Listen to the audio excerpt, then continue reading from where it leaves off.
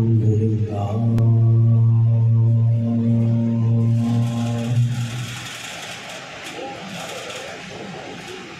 الحمد لله رب العالمين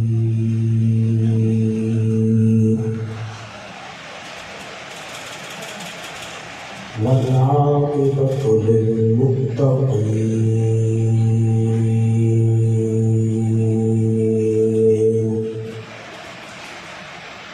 والصلاة والسلام على من كان نبيا وآدم بين الماء والطين.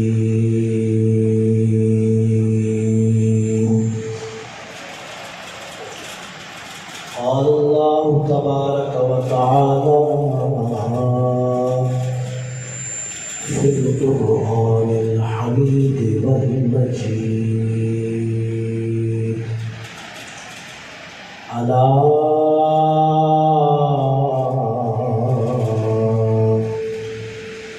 إن أولياء الله لا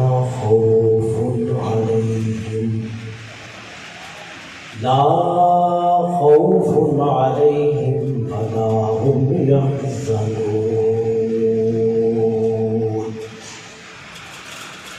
آمنت بالله صدق الله العظيم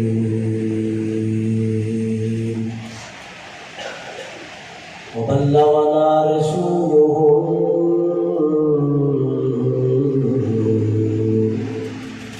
النبي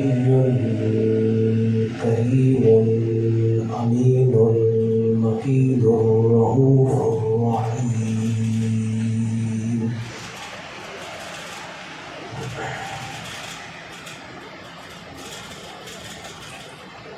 ایک مرتبہ بآواز اعلان کوشش ہو. اللهم صل على سيدنا ومولانا محمد وعلى آل سيدنا ومولانا محمد وعلى آله وأصحابه وبارك وسلم. الصلاة والسلام عليك يا رسول الله، الصلاة والسلام عليك يا حبيب الله، الصلاة والسلام عليك يا محمد رسول الله صلى الله عليه وآله وسلم. حاضر ہوا میں شیخ مجدد کی یاد پر، حاضر ہوا میں شیخ مجدد کی یاد پر. وہ خاک کی ہے زیر فلک مطلع انوار. حاضر ہوا میں شیخ مرشد نثار الحق کی لب پر. حاضر ہوا میں شیخ مرشد نثار الحق کی لب پر. وہ خاک کی ہے زیر فلک مطلع انوار. وہ خاک کی ہے زیر فلک مطلع انوار. اس خاک کے ذروں سے ہے شرمندہ ستارے، اس خاک میں پوشیدہ ہے وہ صاحب اسرار. گردن جھکی جس کی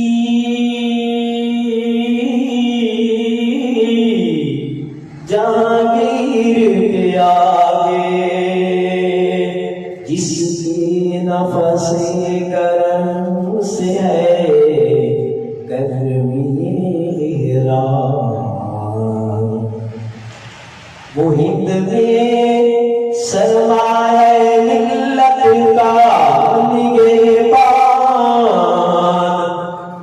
اللہ نے بر وقت کیا جس کو خبردار۔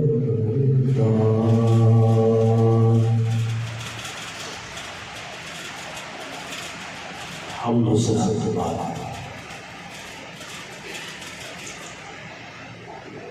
آج یہ عظیم الشان محفل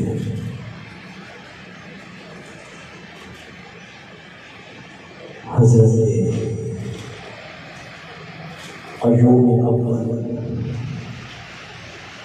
حضرت عالی امام ربانی مجدد الفسانی رحمۃ اللہ تعالی علیہ کی عرس مبارک کی صورت میں منعقد کی گئی ہے، اور یہ دراصل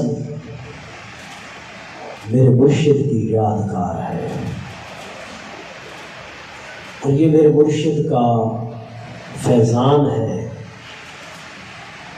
کہ آپ حضرت مجدد الفسانی رحمۃ اللہ تعالی علیہ کی یاد میں ہمہ وقت ہو، ہر لحظہ، ہر گھڑی، ہر ساتھ، دن ہو، رات ہو، خلوت ہو، جلوت ہو، ہر وقت یاد مجدد الفسانی رحمۃ اللہ تعالی علیہ میں تڑپتے رہتے تھے۔ تو آج بھی در حقیقت ہم اصل میں اپنے مرشد عظیم کریم رحمت اللہ تعالی علیہ کی یاد اور آپ کی سنت مبارکہ کو تازہ کرنے کے لیے ہم سب یہاں حاضر ہوئے ہیں۔ میرے اندر اتنی ہمت نہیں ہے، نہ ہی میرے وجود میں اس وقت طاقت ہے کہ میں اس مقام پر کھڑے ہو کر لب کشائی کر سکوں، کچھ بول سکوں، اتنی ہمت بالکل نہیں ہے۔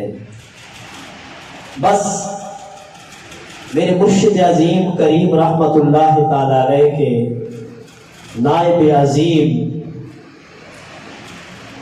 ہمارے دلوں کی دھڑکن اور ہمارے مرشد عظیم کریم رحمت اللہ تعالی علیہ کے اس عظیم مشن کو آگے چلانے والے ہمارے جہت واحدہ کی اعتبار سے پیر بھائی بھی ہیں، جہت واحدہ کی اعتبار سے ہمارے ساتھی کلاس فیلو بھی ہیں، اور جہت واحدہ کی اعتبار سے ہمارے سروں کے تاج بھی ہیں، اس لیے کہ ہمارے مرشد عظیم کی اس وقت جائے نشینی آپ احسن و اعلیٰ طریقے سے فرما رہے ہیں،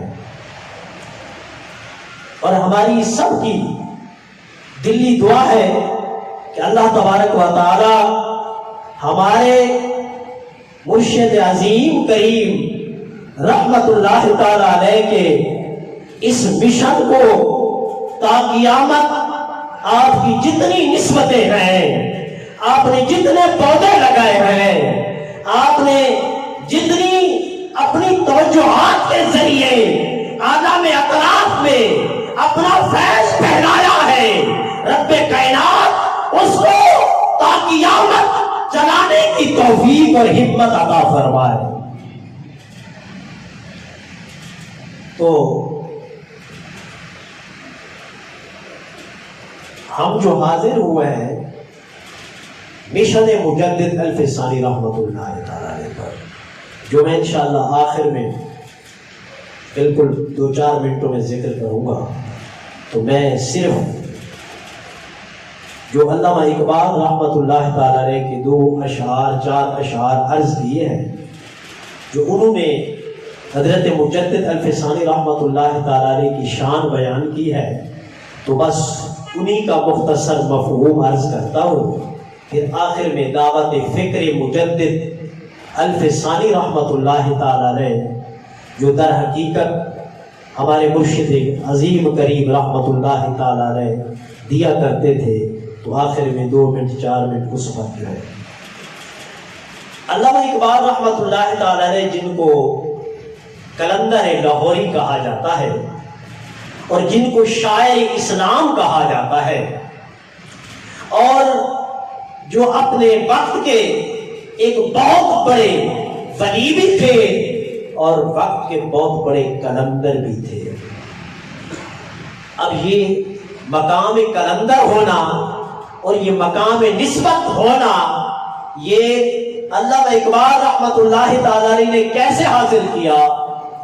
علماء فرماتے ہیں کہ وہ شیخ مجدد رحمت اللہ تعالی علیہ کے مزار پر حاضری دینے کے لیے گیا نا، تو اکیلے نہیں تھے، 2-4 ساتھی اور بھی تھے، اوروں کو بھی ساتھ لے کر گئے۔ تو جب حضرت مجدد الفسانی رحمت اللہ تعالی علیہ کے مزار پر انوار پر حاضری دی، پر انوار پر، یعنی جو ہر وقت انوار سے بھرا ہوا ہے، جب اس مزار مبارک پر حاضری دی تو ظاہر بات ہے جو جتنی محبت لے کر جاتا ہے وہ اتنا ہی پا لیتا ہے، جس کا جتنا ذات ہوتا ہے وہ اتنا ہی حاصل کرتا ہے، جس کا جتنا برتن ہوتا ہے وہ ولی کامل اس برتن کے اندر اتنا ہی سما دیتے ہیں۔ ساتھی تو اور بھی تھے، مگر جب علامہ اقبال رحمت اللہ تعالی علیہ مزار پر انوار پر حاضر ہوئے تو جب مراقبہ فرمایا تو اندر سے توجہ ہوئی، اندر سے فیض کا دریا ٹوٹ پڑا۔ جب سینہ کھلا تو دل کی آنکھ کھلی، اس وقت ان کی زبان سے بے ساختہ الفاظ نکلے، حاضر ہوا میں شیخ مجدد کی لاد پر، وہ خاک کے زیر فلک مطلع انوار۔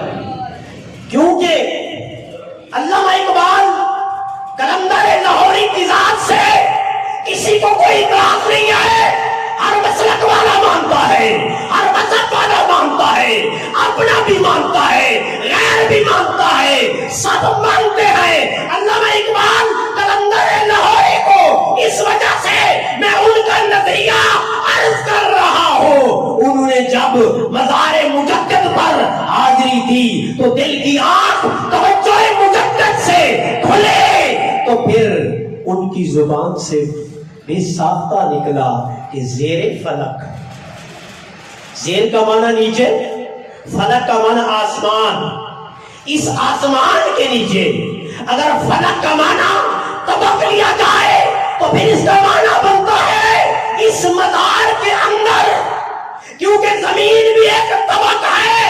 فرمایا اس مزار مبارک کے اندر یا آسمانوں کے نیچے جو مقدس ہستی مدفون ہے، جس کے دربار میں میں حاضر ہوا ہوں، یہ مطلع انوار ہے، مطلع انوار ہے۔ مطلع کا معنی ہوتا ہے طلوع ہونا، اور انوار کا معنی ہے نور، نور کی جمع انوار آتی ہے۔ اس لیے حضرت غوث پاک رضی اللہ تعالیٰ عنہ جب مراقبہ فرما رہے تھے، دوران مراقبہ ایک نور ظاہر ہوا جس نے پورے عالم کائنات کو آہستہ آہستہ منور کر دیا۔ تو دل میں خیال آیا کہ یہ کس ہستی کا نور ہے جو اس وقت میرے نور پر بھی غالب آ گیا ہے۔ اور کائنات کے جتنے ولی ہیں سب کی ولایت کے انوار پر یہ نور غالب آ گیا ہے، یہ کس کا نور ہو سکتا ہے؟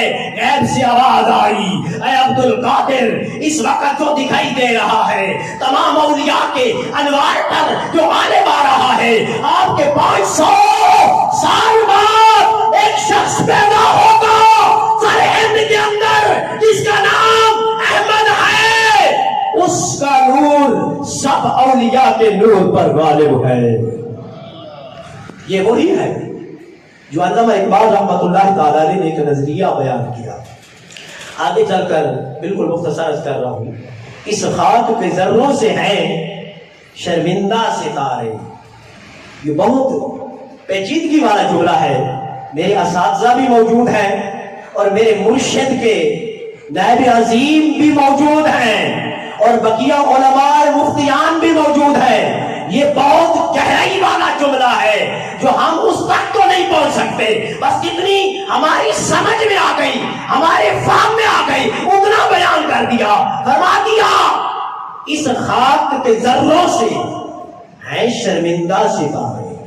خاک کے ذروں سے بات مجدد وجود کی نہیں ہو رہی، حضرت پاک کے مجدد کے وجود کی بات نہیں ہو رہی، آپ کے آنکھوں کی بات نہیں ہو رہی، آپ کے قلب مبارک کی بات نہیں ہو رہی، آپ کے چہرہ انور کی بات نہیں ہو رہی، آپ کی زلفوں کی بات نہیں ہو رہی، آپ کے قدمین شریفین کی بات نہیں ہو رہی، بلکہ بات ہو رہی ہے اس خاک کے ذروں سے. اس خاک کے ذروں سے شرمندہ ہے ستارے. کون سے ستاروں کی بات ہے؟ علماء نے فرمایا اس ستاروں سے مراد آسمان کے ستارے بھی ہو سکتے ہیں، اس ستارے سے مراد چاند بھی ہو سکتا ہے، اس ستارے سے مراد سورج بھی ہو سکتا ہے، اس ستارے سے مراد اس وقت کے تمام اولیاء اور تا قیامت جتنے اولیاء آنے والے ہیں ان سے مراد بھی ستارے لیے جا سکتے ہیں. تو کیا فرمایا؟ فرمایا اس خاک کے جو مٹی ہے نا، اس مٹی کے جو ذرے ہیں نا، ان ذروں سے آسمان کے ستارے ہو تو وہ بھی شرمندہ ہے، چاند ہو تو وہ بھی شرمندہ ہے، سورج ہو تو وہ بھی شرمندہ ہے، داتا علی حجویری ہو وہ بھی شرمندہ ہے، غوث سمدانی رحمت اللہ تعالی ہو وہ بھی شرمندہ ہے، بہاؤالدین زکریا رحمت اللہ تعالی ہو وہ بھی شرمندہ ہے. ارے عبداللہ شاہ قاضی صاحب ہو وہ بھی اس ستاروں، اس خاک کے ذروں سے وہ بھی شرمندہ ہے. خدا نے جو اس خاک کو مقام عطا کیا ہے اس کی تو بات ہی کچھ اور ہے. اس لیے یہ نسبت کی بات ہوتی ہے. یہ ہمارے استاذ العلماء شیخ الحدیث و تفسیر علامہ شوکت صاحب موجود ہیں تو اس بات پہ اتفاق کریں گے کہ میرے آقا کے جسم کے ساتھ جو مٹی اٹیچ ہو گئی ہے، میرے آقا کے جسم مبارک کے ساتھ جو مٹی اٹیچ ہو گئی ہے، مس ہو گئی ہے، یہ وہ مٹی ہے جو عرش مولا سے بھی افضل ہے، جو خانہ کعبہ سے بھی افضل ہے، وہ جنت سے بھی افضل ہے. حتیٰ کہ کائنات کے ہر مقدس سے، میرے آقا مصطفیٰ کریم سے لگی ہوئی مٹی وہ افضل ہے. یہ اس نسبت کی بات کر رہے ہیں کہ یہ اس نسبت سے یہ نسبت نصیب ہوئی ہے جس طرح میرے آقا کے جسد مبارک پر لگنے والی مٹی وہ تمام مقامات سے افضل ہے. حضرت مجدد پاک کے جسد اطہر سے لگنے والی وہ مٹی دنیا کے تمام اولیاء بھی اس کے سامنے شرمندہ ہے. اگلا مصرع اس کا جس میں فرمایا اس خاک میں پوشیدہ ہے وہ صاحب اسرار. وجہ بتا رہے کہ کیوں اس خاک کے ذروں سے شرمندہ ستارے کیوں ہیں. فرمایا اس وجہ سے اس خاک میں پوشیدہ ہے صاحب اسرار. آپ جو موجود ہیں آگے چلے، بس میں بالکل اس کو شارٹ کر رہا ہوں. گردن نہ جھکی، گردن نہ جھکی جس کی جہانگیر کے آگے، گردن نہ جھکی جس کی جہانگیر کے آگے. یہ بہت بڑا سبق ہے ہمارے لیے. جہانگیر تو بادشاہ تھا نا، واقعات کی طرف میں اس واقعے کی طرف نہیں جاتا، بس یہ سمجھ لیں مجدد الف ثانی رحمت اللہ تعالی علیہ اس دین محمدی کا نام ہے، اس ملت دین کا نام ہے جس نے اپنا سر نہ جھکا کر یہ ثابت کر دیا کہ مجدد پاک اس دین پر چلنے والے ہیں جس پر امام حسین نے سر کٹوا دیا پر سر جھکا نہیں. 72 تن قربان کر دیے پر سر جھکے نہیں. جہاں مجدد پاک فاروقی ہے وہاں صدیقی بھی ہے، جہاں صدیقی ہے وہاں حسنی بھی ہے، جہاں حسنی ہے وہاں حسین حسینی بھی ہے، حسینیت کا خون بھی آپ کی رگوں میں ہے، حسنیت کا خون بھی آپ کی رگوں میں ہے، فاروقیت کا خون بھی آپ کی رگوں میں ہے، صدیقیت کا خون بھی آپ کی رگوں میں ہے، تو پھر وہ گردن جہانگیر کے سامنے کیسے جھکتی؟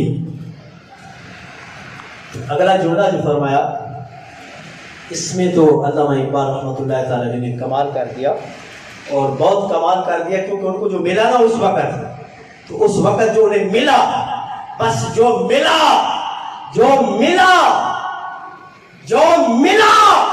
تو ملنے پر، محسوس ہونے پر، فیض ملنے پر، فیض نقشبندیہ ملنے پر، فیض مجددیہ ملنے پر، فیض فاروقیہ ملنے پر، فیض صدیقیہ ملنے پر انہوں نے فرمایا جس کے نفس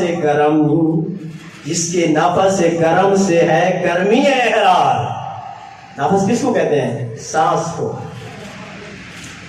کس کو کہتے ہیں؟ سانس کو۔ نفس سانس کو کہتے ہیں۔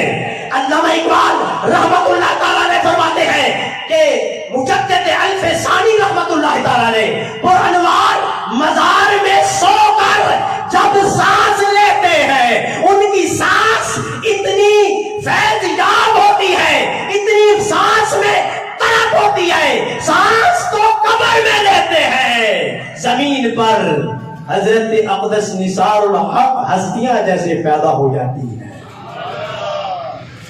حضرت اخندزادہ سیف الرحمن رحمت اللہ تعالی جیسے ہستیاں پیدا ہو جاتی ہیں، میاں محمد سید جیسے ہستیاں پیدا ہو جاتی ہیں، غازی ممتاز قادری جیسی ہستیاں پیدا ہو جاتی ہیں۔ وہ قبر میں سانس لیتے ہیں، ان کی سانس لینے میں جو ایک آگ نکلتی ہے، جو ایک گرمی نکلتی ہے لطائف سے، جب وہ عرفاء کے لطائفوں سے ٹکراتی ہے،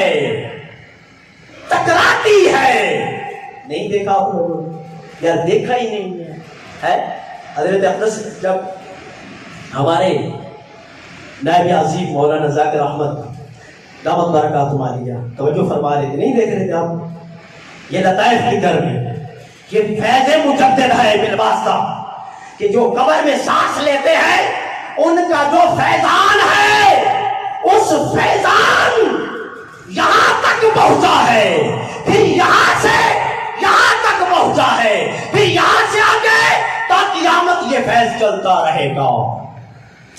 اس لیے ہم سب کو چاہیے حضرت مجدد الف ثانی رحمۃ اللہ تعالی علیہ کے نقش قدم پر چلے۔ تو آخر میں دو باتیں عرض کر رہا ہوں، اپنے لیے بھی، اپنے بے بھائیوں کے لیے بھی۔ فکر مجدد کیا ہے؟ فکر مجدد، ویسے تو بہت ساری باتیں لکھی ہیں لیکن میں صرف ایک عرض کر رہا ہوں، اس کو ذرا توجہ سے سن لینا۔ فکر مجدد، آپ نے فرمایا جن چیزوں سے اللہ نے منع کیا ان سے رک جاؤ، جن چیزوں سے اللہ نے منع کیا ان سے رک جاؤ، جن کے کرنے کا حکم دیا ہے اس پر زور دو، اس پر زور دو، اتنا زور دو کہ تمہارے قدم سوچ جائیں عبادت کرتے کرتے، اتنا زور دو۔ یہی وجہ ہے اس بندہ نچیز نے ایک مہینہ پورا حضرت اقدس رحمت اللہ تعالی علیہ کے ساتھ اعتکاف کیا۔ آپ کو یاد ہوگا، خدا کی قسم کھا کر کہہ رہا ہوں کہ مجھے حسن نے فرمایا تھا کہ تقریر میں اکثر قسم کھاتے ہو، تو میں نے آپ سے وعدہ کیا تھا کہ قسم نہیں کھاؤں گا، لیکن وہ پھر بھی ہو جاتا ہے اس طرح۔ تو اعتکاف کیا نا، تو یقین مانے میں آپ کو حقیقت کہہ رہا ہوں کہ میں اس وقت اپنے مرشد کی لاحت کے سامنے کھڑا ہوں۔ ہم تو سوتے تھے، اچھا سوتے تھے، ٹھیک ہے، ساری رات گزر جاتی تھی، یا تو کچھ لمحات کے لیے حضرت صاحب کو بستر پر دیکھتے، یا پھر دیکھتے کہ یا سجدے میں ہوتے، یا رکوع میں ہوتے، یا قیام میں ہوتے، حتیٰ کہ بعض اوقات احیاناً اتنا ہوتا تھا کہ میرے آقا مرشد کریم کے پاؤں مبارک پر سوجن آ جاتی تھی۔ یہ تھا فکر مجدد. اچھا فکر مجدد میں کیا ہے؟ کتابیں پڑھو گے تو تب آؤ گا؟ ارے نہیں، بہت ساری کتابیں پڑھنے سے فکر مجدد نہیں آئی. ہم وہاں کے وہاں بیٹھے ہوئے ہیں. اگر فکر مجدد آتی ہے تو کسی کامل کی نظر سے آتی ہے، کسی مرشد کامل کی نظر سے آتی ہے. اگر فکر مجدد پڑھنا ہو تو پھر اپنے مرشد کا چلنا دیکھو، پھر ان کا بیٹھنا دیکھو، پھر ان کا کھانا دیکھو، پھر ان کا پینا دیکھو، پھر ان کا چلنا دیکھو، پھر ان کی گفتگو دیکھو، پھر ان کی خلوت دیکھو، پھر ان کی جلوت دیکھو، پھر ان کی زندگی دیکھو، پھر ان کا وصال دیکھو. اگر تم میں مجدد کی سیرت میں وہ صورت ڈھلی ہوئی نظر آئے تو اس کا نام ہے مرشد نثار الحق.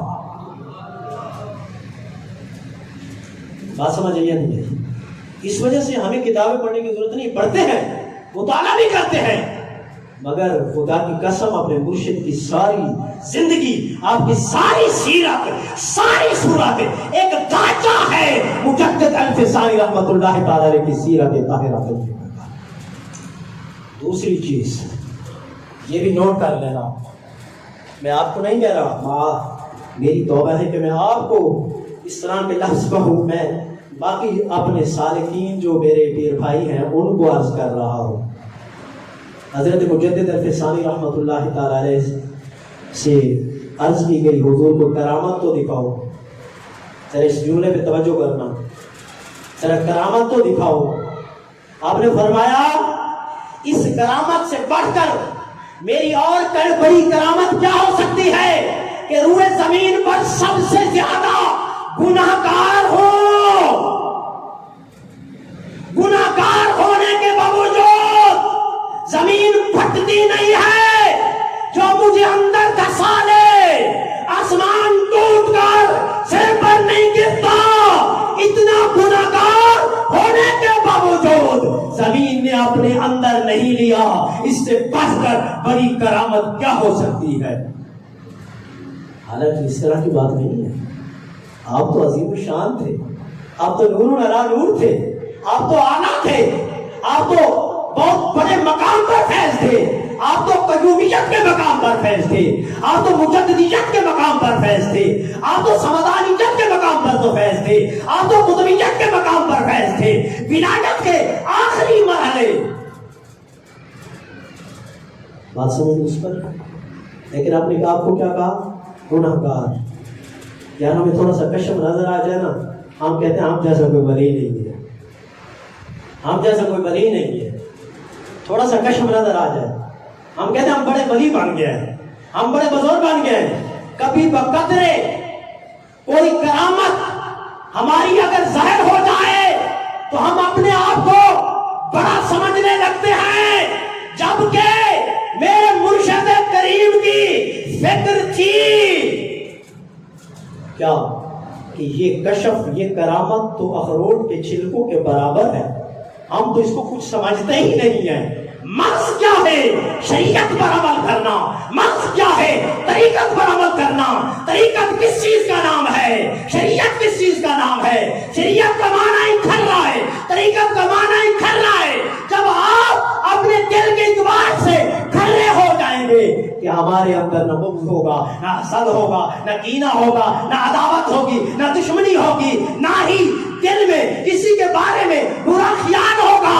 جب ہمارے دلوں میں یہ بات نہیں ہوگی تو تب ہم صوفی کہلانے کا حق رکھتے ہیں. میں نے حضور، میں ادباً عرض کر رہا ہوں، میں نے حضرت صاحب کی تصویر اپلوڈ کر دی تھی. کیا کر دی تھی؟ تصویر اپلوڈ. آپ کو پتہ ہے کہ آپ اس کے کتنے خلاف تھے، جس کی کوئی انتہا نہیں ہے. نہ ویڈیو بنانے دیتے تھے اور نہ ہی تصویر. اب ظاہر بات ہے جیسی نیٹ پر تصویر گئی تو فوراً آپ نے اس کا رد عمل کیا، جواب دیا. فرمایا مولانا یہ کیا ہے؟ ارے ہماری جرأت کیا ہے آپ کے سامنے بولنے کی؟ لیکن بعض اوقات اندر کی جو محبت ہوتی ہے نا، عشق ہوتا ہے نا، وہ الفاظ نکلوا لیتا ہے، وہ الفاظ نکلواتا ہے.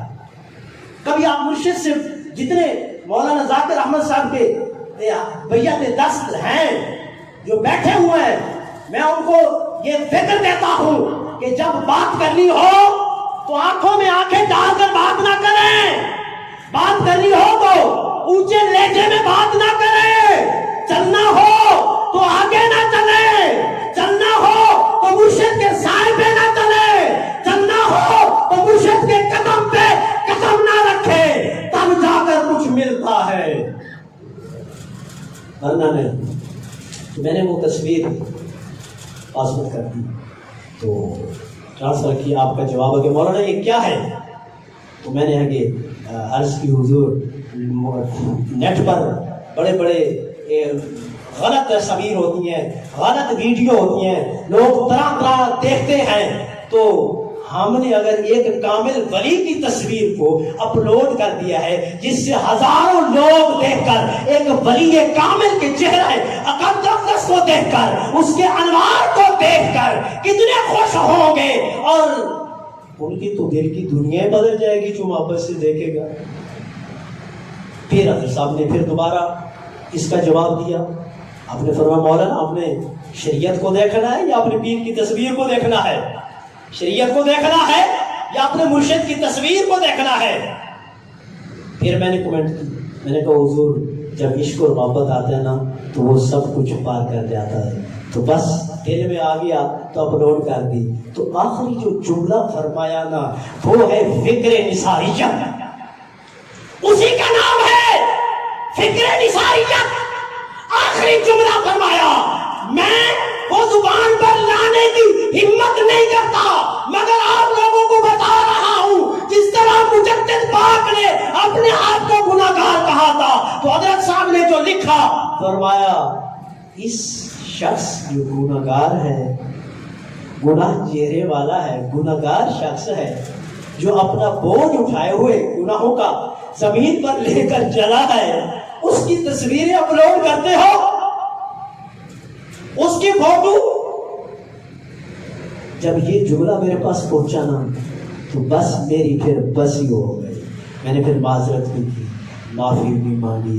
پھر بل مشافہ ملاقات ہوئی تو ارشاد فرمائے بیٹے اس طرح نہیں کیا کرو. پر کیا کریں, محبت چیز ہی ایسی ہے, ہمیں کشف تو ہے نہیں ہے, وہ دل کی آنکھ تو کھلی ہے نہیں ہے. چلو کبھی کبھی آپ کا فوٹو دیکھ لیتے ہیں. وہ ہمارے مدرسے کے جو مدرس ہے نا قاری صاحب, ایک رات کو 3 بجے دروازہ میرا کھٹکایا دروازہ. اچھا میں گھبرا گیا کہ پتہ نہیں کیا ہو گیا اس کو. اب پسینہ اسے ہونکتا سانس چڑھی اس کو, اور مجھے کہتا ہے مفتی صاحب میں نے کہا کیا ہو گیا یار؟ کہنے لگا ابھی تھوڑی دیر پہلے حضرت صاحب تشریف لائے تھے نا تو آپ کے ساتھ جمع غفیر تھے, بہت سارے آپ کے صادقین بھی تھے, تو میں نے دیکھا آپ بھی اس میں تھے پیچھے. تو آپ نے پتہ کیا فرمایا؟ آپ نے فرمایا تمہیں پتہ نہیں ہے یہ کس کا مدرسہ ہے؟ پڑھائی میں سستی کرتا ہے, بچوں کی تربیت میں سستی کرتا ہے, پڑھانے میں سستی کرتا ہے. اگر آئندہ سستی کی تو پھر اپنا بوری بسترا باندھ لینا. اچھا ہوا ایسے, حالانکہ 20 سال سے میری اس کی سلام دعا تھی, بہت پیار محبت تھی اس سے. جیسے جیسے اس نے سستی شروع کرنا تھی تو 20 دن ہی گزرے تو میں نے لیٹر لکھا, میں نے کہا حضرت جی آپ تشریف لے جائیں کیونکہ آپ جس طرح میں چاہتا ہوں اس طریقے سے بچوں سے محنت نہیں کر رہے, تو آپ تشریف لے جائیں. تو یہ ہے میرے بھائی فکر نثاریت, فکر نثاریت, فکر مجددیت. اس وجہ سے ہم سب کو شانہ بشانہ ہو کر اپنے مرشد عظیم کریم کے نائب عظیم ان کے ساتھ چلنا چاہیے. ان کے ہر بات پہ ہمیں لبیک کہنا چاہیے, اور یہ سمجھ کر کہ یہ میرے مرشد کے نائب ہے, بس یہ سمجھ کر سب کچھ قربان کر دینا چاہیے.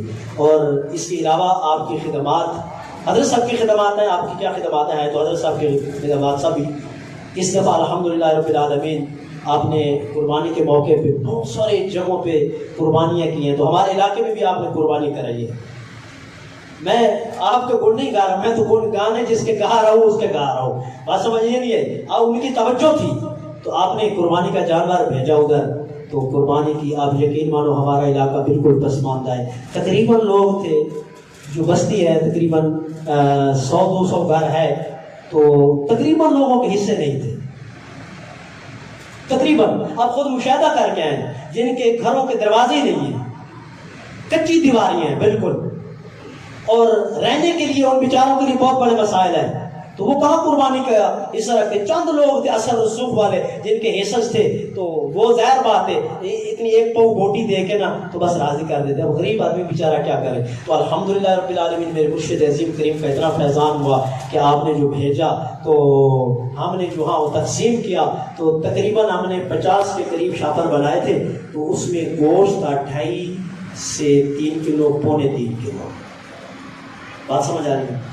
تو اس میں جو لوگ ہم نے گھروں میں پہنچائے، تقسیم کیے، آپ یقین مانو اتنے خوش ہوئے، اتنے خوش ہوئے، اتنے خوش ہوئے جس کی کوئی انتہا نہیں ہے۔ اور جس دن میں ذبح کر رہا تھا، میں مزار مبارک سامنے کھڑے ہو کر عرض کر رہا ہوں، جس دن ہم نے ذبح کرنا تھا اس سے ایک رات پہلے جس جگہ ہم نے ذبح کیا ہے اسی جگہ حضرت اقدس رحمۃ اللہ تعالیٰ نے تشریف فرما تھے اور اس گائے کے اوپر ہاتھ پھیر رہے تھے، اس گائے کے اوپر ہاتھ پھیر رہے تھے۔ یہ آپ کی توجہ مبارک ہے، یہ آپ کا فیضان مبارک ہے۔ تو اسی طرح صرف ایک جگہ پر نہیں، پورے کشمیر ہو، پنجاب ہو، اور اس کے علاوہ افغانستان ہو، دور دراز تک ہر جگہ غریبوں تک گوشت پہنچایا اور ان کے گھروں تک پہنچایا۔ اس سے بڑھ کر کہ جب غریب ایک نوالا کھاتا ہے اس سے بڑا کیا اور ہو سکتا ہے۔ اور اس کے علاوہ الحمدللہ رب العالمین جس طرح حضرت اقدس رحمۃ اللہ تعالیٰ علیہ تعاون فرماتے تھے ہمارے ساتھ بھی، تو کیونکہ ہمارا علاقہ بالکل پسماندہ ہے، بالکل غریب ہے، تو جب آپ نے دیکھا تو اس وقت واقعی آپ نے یہ ویسی روحانی توجہ سے تو ویسی دیکھتے تھے، تو جب دیکھا تو اس چیز کو محسوس کیا۔ اور الحمدللہ رب العالمین حضرت اقدس رحمۃ اللہ تعالیٰ علیہ کی طرح تو نہیں کہتے ہم، کیونکہ طرح بننے میں بہت وقت لگتا ہے، کوئی بن ہی نہیں سکتا، ٹھیک ہے۔ تو بہرحال ان کے فیضان سے جس طرح آپ کی نظر شفقت تھی وہ شفقت فرمائی اور آپ تشریف لے گئے۔ اور سب سے بڑی بات آپ کو بتا دوں، اس میں بعض لوگوں کے پیر بھائیوں کے دل میں آتا ہے جی مولانا صاحب سے دعوت لیں تو دعوت نہیں دیتے، ایسا نہیں کرتے، ایسا نہیں کرتے، یہ خراب ایک اختراعی سی بات ہوتی ہے۔ میں نے آپ کو دعوت نہیں دی تھی، اس کی بھی وجہ تھی کیونکہ میرے پاس بیٹھنے کی جگہ نہیں تھی اتنی، کوئی صحیح معنی بات کا انتظام نہیں تھا، اٹھنے بیٹھنے کا مسئلہ تھا۔ تو کھانا کھا رہے تھے تو فرمایا مولانا کل آپ کے پاس آنا ہے اور آپ کے پاس چائے پینی ہے، تو میں سمجھ گیا کہ دل کی بات کو حضرت اقدس کے توسط سے جانتے ہیں، بات سمجھ آ گئی ہے۔ اس وجہ سے بھائی جو جیسا نظریہ دے کر آئے گا ویسا پائے گا، جو جیسی نیت لے کر آئے گا ویسے پائے گا۔ اللہ تبارک و تعالی ہمیں حضرت اقدس رحمۃ اللہ تعالی علیہ کے مشن مبارک پر آخری لمحات تک مر مٹنے کی توفیق عطا فرمائے اور آپ کی یاد کو تا قیامت زندہ رکھنے کی توفیق عطا فرمائے۔ وما علیہ الا البلاغ۔